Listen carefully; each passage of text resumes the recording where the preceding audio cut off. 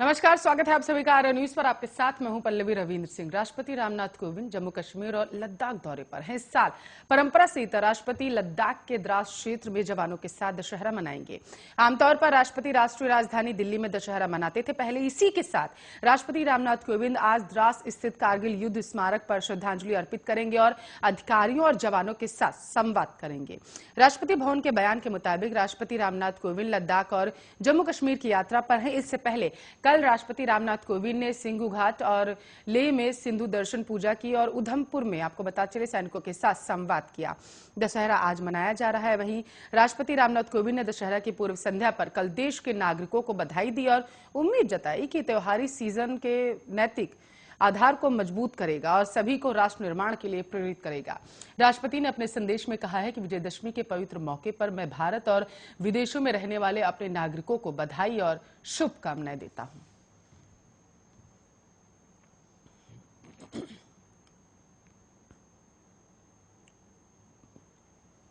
RSS प्रमुख मोहन भागवत ने राष्ट्रीय स्वयंसेवक संघ के 96वें स्थापना दिवस के मौके पर कहा है कि हम ऐसी संस्कृति नहीं चाहते हैं जो विभाजन को चौड़ा करे, बल्कि ऐसी संस्कृति हो जो राष्ट्र को एक साथ बांधे और प्रेम को बढ़ावा दे।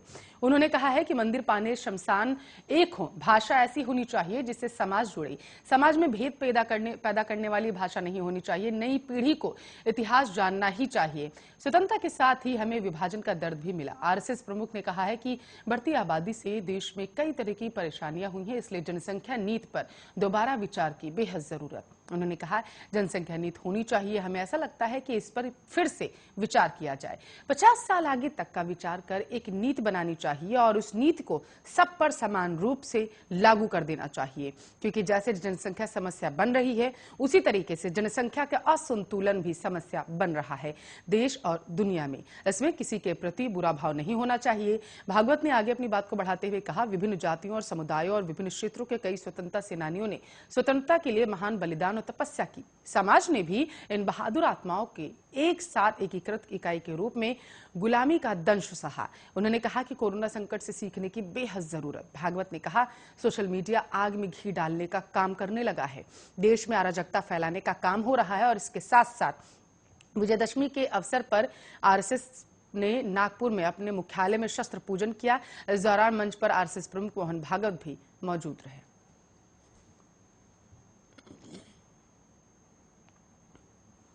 सिंघ बॉर्डर पर जहां किसान आंदोलन कर रहे हैं, वहां युवक की बेरहमी से हत्या का मामला सामने आया है।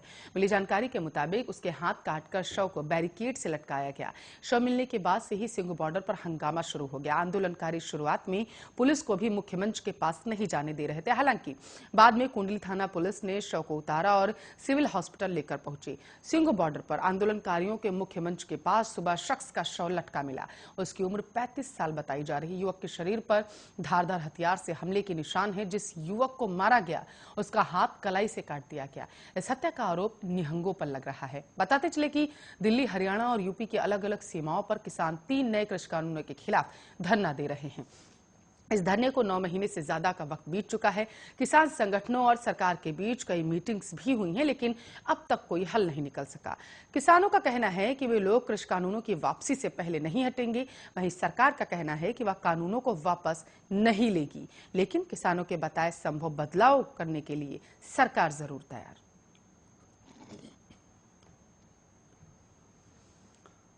चलिए महंगाई की बात करते हैं। आज एक बार फिर से पेट्रोल डीजल के दाम में बढ़ोतरी देखने को मिली है। तेल कंपनियों ने पेट्रोल की कीमतों में 35 पैसे की बढ़ोतरी की है, तो वही डीजल के दाम भी 35 पैसे बढ़ाए गए। सिर्फ अक्टूबर महीने में पेट्रोल 3 रुपए 50 पैसे महंगा हो गया है, तो डीजल 4 रुपए तक बढ़ चुका है। दिल्ली में पेट्रोल की कीमत 105 रुपए 14 पैसे प्रति लीटर हो गई है, जबकि डीजल की कीमत 93 रुपए 87 पैसे प्रति लीटर की दर से दिल्ली में बिक रहा।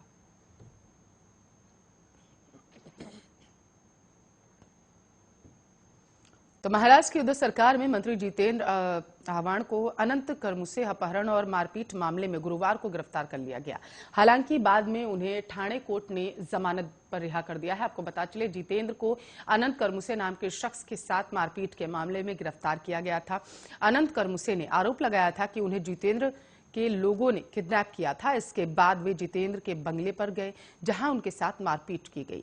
करमुसे ने जितेंद्र के खिलाफ शिकायत दर्ज कराई थी। इसी के आधार पर आपको बताते चले जितेंद्र को गिरफ्तार किया गया था। मंत्री जितेंद्र गुरुवार को वर्तक नगर पुलिस स्टेशन में पेश हुए थे और उसके बाद उन्हें भारतीय दंड संहिता की कई धाराओं के तहत दर्ज मामले में गिरफ्तार कर लिया गया था। पुलिस ने जितेंद्र का बयान दर्ज कर लिया था। इसके बाद उन्हें आपको बताते चले ठाणे कोर्ट में पेश किया गया था। बाद में उन्हें जमानत दे दी गई। अनंत करमुसे ने आरोप लगाया था कि जितेंद्र की मौजूदगी में उन्हें लोगों ने बुरी तरीके से पीटा। करमुसे का कहना था कि उन्होंने सोशल मीडिया पर जितेंद्र के खिलाफ पोस्ट किया था। इसे लेकर जितेंद्र नाराज थे।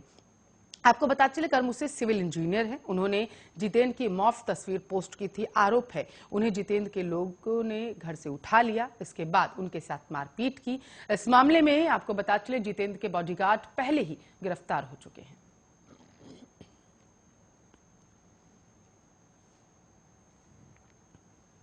तो आज देश भर में विजयदशमी का पर्व बहुत ही धूमधाम के साथ मनाया जा रहा है। प्रधानमंत्री ने इस मौके के लिए देशवासियों को शुभकामनाएं देते हुए हिंदी और अंग्रेजी में ट्वीट किए। वहीं केंद्रीय गृह मंत्री अमित शाह समेत कई वरिष्ठ नेताओं ने भी इस मौके पर देश को शुभकामनाएं दी।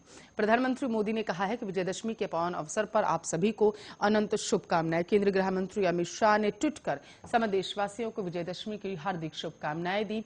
अधर्म, अन्याय, असत्य, अत्याचार पर धर्म, न्याय, सत्य, सदाचार की शाश्वत जीत का यह पर्व सभी को अपने अंदर की बुराइयों को त्याग कर मानवता के मार्ग पर चलने की प्रेरणा देता है। प्रभु श्री राम सभी का कल्याण करे। जय श्री राम। तो वहीं दूसरी तरफ मुख्यमंत्री योगी आदित्यनाथ ने ट्वीट किया है, असत्य पर सत्य, अधर्म पर धर्म और बुराई पर अच्छाई के विजय के प्रतीक महापर्व विजयदशमी की सभी प्रदेशवासियों व श्रद्धालुओं को हार्दिक बधाई।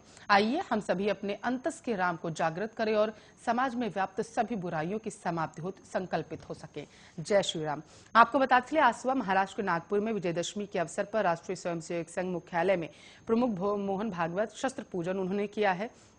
आज देश भर में दशहरे का त्यौहार मनाया जा रहा है। सुबह को जहां घरों में दशहरे का पूजन किया गया, तो वहीं शाम को विभिन्न रामलीला के समापन के साथ रावण दहन का कार्यक्रम किया जा रहा है। रावण दहन को भारतीय परंपरा में बुराई पर अच्छाई के जीत के प्रतीक के रूप में देखा जाता है और हर साल विजयदशमी के दिन देश के अलग अलग हिस्सों में रावण दहन किया जाता है।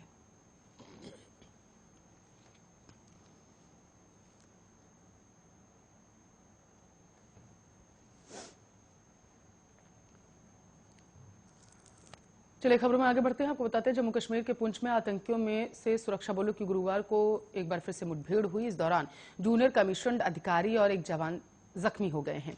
रक्षा विभाग ने बताया है कि पुंछ जिले के मेढर के नए खास जंगल में काउंटर टेररिस्ट ऑपरेशन के दौरान एक जेसीओ और एक जवान गंभीर रूप से घायल हुए हैं। आतंकियों के खिलाफ ऑपरेशन अब भी जारी है। सोमवार को भी पुंछ में आतंकियों से मुठभेड़ हुई थी, जिसमें एक जेसीओ समेत 5 जवान शहीद हो गए थे। तब अधिकारियों ने बताया था कि सीमावर्ती जिले पुंछ के सूरनकोट इलाके में डेरा की गली के पास एक गांव में आतंकवादियों द्वारा की गई गोलीबारी में सैनिक शहीद हो गए हैं। अधिकारियों के मुताबिक सेना और पुलिस ने नियंत्रण रेखा पार कर आए थे और आतंकवादियों की मौजूदगी की जानकारी मिलने के बाद संयुक्त अभियान शुरू किया गया था। पुलिस ने मंगलवार को बताया कि पुंछ जिले में सुरक्षा बलों पर हमले में शामिल आतंकवादी 2 से 3 महीने से इलाके में रह रहे थे। जम्मू कश्मीर में पिछले कुछ दिनों में आतंकी वारदातें तेजी से बढ़ रही हैं। सुरक्षा बलों ने भी मात्र 2 हफ्ते में 10 आतंकियों को मार गिराया। बुधवार को ही सुरक्षा बलों ने आतंकी संगठन जैश-ए-मोहम्मद के शीर्ष कमांडर शम्स सोफी को पुलवामा के त्राल इलाके में मार गिराया है।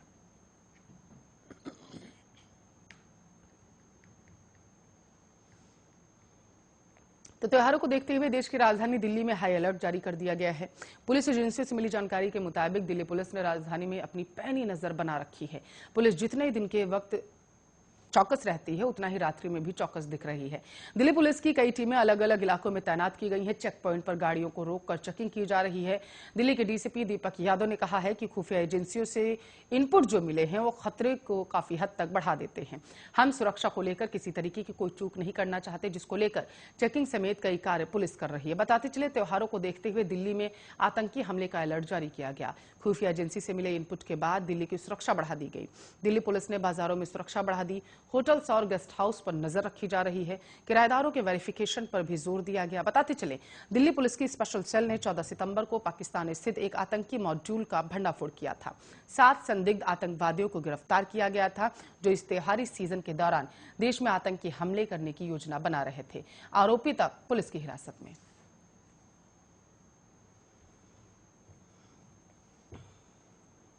तो एक युवक ने रिश्ते को शर्मसार करते हुए मां के साथ दुष्कर्म किया। सूचना पर दिल्ली से आए बेटों ने आरोपी भाई को जमकर पीटा। इसके बाद पुलिस के हवाले कर दिया।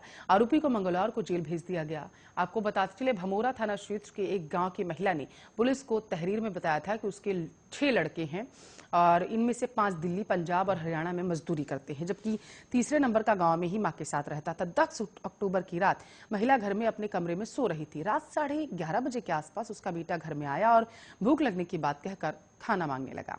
महिला ने जैसे ही कमरे की कुंडी खोली तो बेटे ने उसे पकड़ लिया और हाथ बांधकर मुंह में कपड़ा ठूस दिया। इसके बाद उसके साथ दुष्कर्म किया। दिन निकलने पर बंधक मुक्त किया और धमकी दी कि अगर किसी को भी कुछ बताया तो उसे जान से मार दिया जाएगा। डरी सहमी मां उस वक्त चुप रही। बेटे के घर से जाने के बाद उसने दिल्ली में रहकर मजदूरी कर रहे 2 बेटों को फोन कर घटना की जानकारी दी। सोमवार को दोनों बेटे घर पहुंचे। उन्होंने आरोपी भाई की जमकर पिटाई की और फिर थाने ले जाकर पुलिस को सौंप दिया। हैवान बेटे की करतूत सुनकर हर कोई हैरान। बताया यह भी जा रहा है कि 2 दिन पूर्व युवक अपनी भाभी से भी अश्लील हरकतें कर चुका था। इसे लेकर झगड़ा हुआ था। इसके बाद भाई भाभी दिल्ली चले गए थे। एसओ विक्रम सिंह ने आपको बताया है कि महिला का मेडिकल अब कराया जाएगा।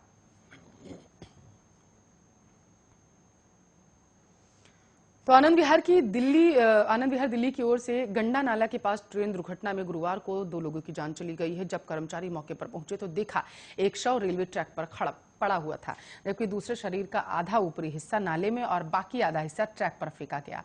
वे दोनों आरपीएफ की वर्दी में थे। दोनों व्यक्तियों की पहचान आरपीएफ के तुकीराम शर्मा के रूप में की गई, जो 2016 से आनंद विहार आरपीएफ के स्थायी पते गांव अजनारा पीएस शिकारपुर बुलंदशहर में आरपीएफ का 10वीं बटालियन तैनात थे। शाम 7 बजे से सुबह 6 बजे तक पेट्रोलिंग पर थे वो दोनों। और दुर्घटना देहरादून शताब्दी एक्सप्रेस ट्रेन से हुई थी। देहरादून शताब्दी के चालक मलखान सिंह ने कहा है कि वे अप लाइन से गाजियाबाद की ओर जाने वाली डाउन ट्रैक पासिंग ट्रेन पर फ्लैश लाइट की ओर इशारा कर रहे थे, जिस पर तेज रफ्तार शताब्दी गुजर रही थी। चालक ने हॉर्न बजाया, लेकिन वे तेज गति से आ रही थी। ट्रेन को देख नहीं सके और हादसे का शिकार हो गए। आरपीएफ के अलावा अधिकारी मौके पर पहुंचे और शवों को जीटीबी अस्पताल की मोर्चरी में रखवा दिया गया। दोनों के परिजनों को भी जानकारी दी गई। चलिए, इस रिपोर्ट के साथ फिलहाल के लिए इस बुलेटिन बस इतना ही। बने रहिए हमारे साथ, देखते रहिए आर्या न्यूज।